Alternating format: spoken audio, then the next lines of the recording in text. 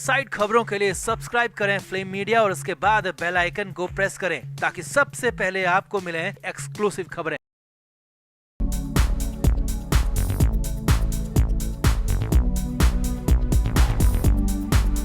विधानसभा चुनावों की सरगर्मी के बीच अमित शाह महाराष्ट्र पहुंचे और महाराष्ट्र पहुंचते ही अमित शाह ने एक के बाद एक 3 बॉम्ब एक साथ फोड़ दिए। अमित शाह ने पहले तो शरद पवार को खरी खोटी सुनाई। शाह ने पवार को भ्रष्टाचार का सरगना तक कह दिया, तो वही उद्धव ठाकरे को सबसे खराब राजनेता करार दिया और राहुल गांधी को अहंकारी बता दिया। तो अमित शाह का पूरा बयान आपको भी दिखाते हैं। आप भी वीडियो को शेयर करें और अमित शाह के इस बयान पर अपनी राय कमेंट बॉक्स में जरूर दें।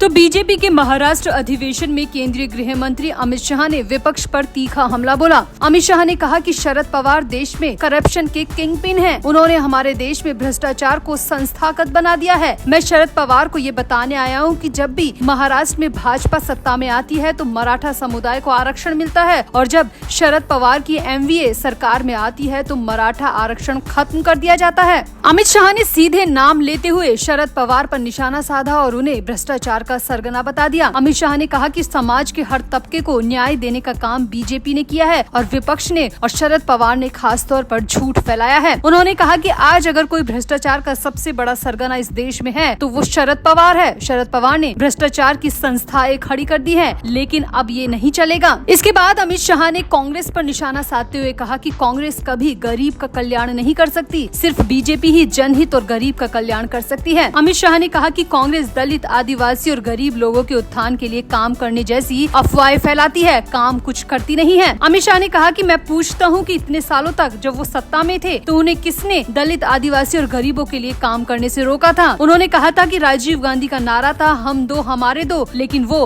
पिछले 15 सालों से विपक्ष में बैठे हैं क्योंकि जनता उनकी सच्चाई को जान चुकी है। वो सिर्फ अफवाहें फैलाते हैं, काम सिर्फ बीजेपी करती है। इधर अमित शाह ने कहा कि इस तिकड़ी ने महाराष्ट्र को गर्त में डुबो दिया है और तिकड़ी के तीसरे हिस्से का तो मैं नाम लेना ही उचित नहीं समझता क्योंकि उद्धव ठाकरे मेरी नजर में न नेता है न राजनेता। वो किसी का भला नहीं कर सकता। उसका जैसा व्यक्ति अगर सत्ता में आया तो फिर महाराष्ट्र का डूबना पूरी तरह तय है। अमित शाह ने यहाँ पर कहा कि प्रधानमंत्री नरेंद्र मोदी ने तीसरी बार जीत हासिल कर केंद्र में हैट्रिक पूरी की है, जबकि महाराष्ट्र में भाजपा भी भारी अंतर से विधानसभा चुनाव जीतने जा रही है। 2014-2019 के बाद 2024 में राज्य में अपनी हैट्रिक पूरी करेगी। उन्होंने कहा कि बीजेपी के नेतृत्व में महायुति सरकार सत्ता में वापस आएगी। अमित शाह ने यहाँ पर जोर देते हुए कहा कि मेरे शब्दों पर ध्यान दो, मैं जो कह रहा हूँ उस पर ध्यान दो। हमने सत्ता के लिए दूसरों की तरह अपनी विचारधारा से समझौता नहीं किया और बीजेपी सत्ता में आएगी, ये आप लिख कर ले लीजिए।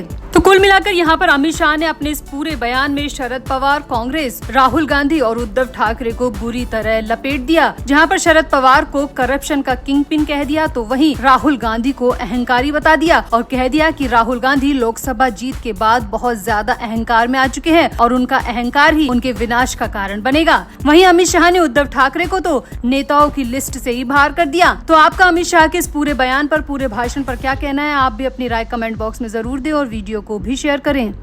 तो शिवसेना यूबीटी के प्रमुख उद्धव ठाकरे ने प्रेस कॉन्फ्रेंस कर राज्य सरकार पर जमकर हमला बोला। इस दौरान अडानी धारावी प्रोजेक्ट उनके निशाने पर रहा। ठाकरे ने कहा कि हम मुंबई को अडानी सिटी नहीं बनने देंगे। प्रेस कॉन्फ्रेंस में उद्धव ठाकरे ने कहा कि लाडली बहना और कई योजनाओं के नाम से जनता को आकर्षित करने का काम किया जा रहा है। उद्योगपति गौतम अडानी पर निशाना साधते हुए उद्धव ठाकरे ने कहा कि आज मैं एक योजना के बारे में कहने आया हूँ और वो योजना है लड़का उद्योगपति योजना। यहाँ पर उद्धव ठाकरे का सीधे निशाना धारावी में आ रहे प्रोजेक्ट को लेकर था। ठाकरे ने कहा धारावी में हमने आंदोलन किया था, वहाँ के लोगों को 500 वर्ग फुट का घर मिलना ही चाहिए। हर घर में एक माइक्रो व्यापार चलता है, इसके लिए क्या उपाय किया जाएगा? ये मुंबई का नाम अडानी सिटी भी कर देंगे, इसकी कोशिश भी चल रही है, उसे हम किसी भी कीमत पर नहीं होने देंगे। उद्धव ठाकरे ने कहा धारावी के लोगों को पात्र और अपात्र के चक्रव्यूह में फंसाने की कोशिश की जा रही है। हमारी सरकार सत्ता में आएगी तो हम धारावी के लोगों को दूसरी जगह नहीं बसाएंगे, धारावी में ही कारोबार की उचित व्यवस्था करेंगे। उद्धव ठाकरे ने कहा कि धारावी का विकास होना चाहिए, अडानी का नहीं। अगर अडानी ये सब पूरा नहीं कर सकते तो दोबारा टेंडर कराया जाए, ग्लोबल टेंडर निकाला जाना चाहिए और इसमें पारदर्शिता का पालन होना चाहिए। हम धारावी को अडानी को नहीं सौंप सकते।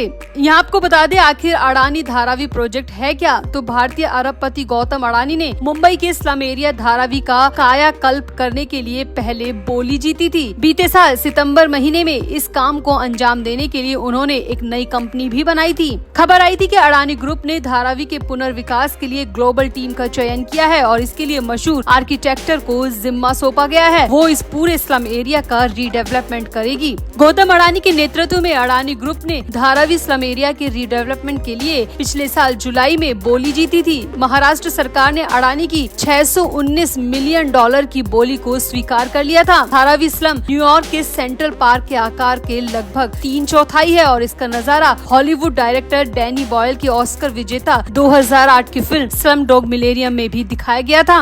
अडानी ग्रुप की ओर से धारावी के पुनर्विकास के लिए धारावी पुनर्विकास परियोजना प्राइवेट लिमिटेड नामक जॉइंट वेंचर के गठन को पुष्टि करते हुए बताया गया कि ये एरिया करीब 10 लाख लोगों का निवास स्थल है। यहाँ पर 10 लाख लोग रहते हैं। मुंबई के केंद्र में स्थित इस एरिया में हजारों गरीब परिवार तंग क्वार्टर्स में रहते हैं। इसमें उनके पास शुद्ध पानी और साफ शौचालय तक नहीं है।